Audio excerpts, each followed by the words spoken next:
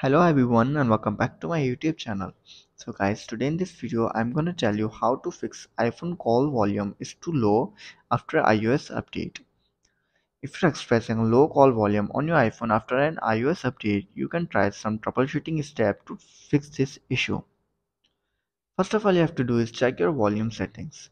Make sure that the call volume on your iPhone is set to an appropriate level. During a call, use the volume button on the side of your iPhone to increase the volume, like this. If it still doesn't work, then you have to do is check your mute switch. Ensure that the mute switch on the side of your iPhone is not turned on. If it's turned on like this, then you have to disable it or turn off it. After this, then you have to do is remove your screen protector or case. Sometimes some screen protector or cases can obstruct the iPhone's speaker, affecting call volume. Try removing any screen protectors or cases and see if the volume improves or not. If it still doesn't work, then you have to do is clean your speakers and microphone. Dust or debris can accumulate in the speakers and microphones, affecting call quality. Use a small brush or compressed air to gently clean these areas. After cleaning the speaker and microphone and you're still facing the issue, then you have to do is restart your iPhone.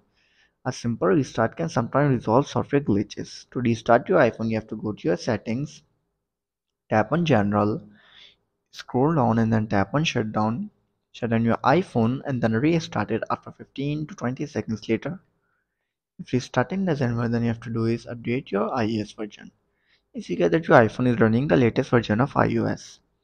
Sometimes Apple release updates that can address sound issues. So you have to go to your software update and check if there is any available update for your iPhone.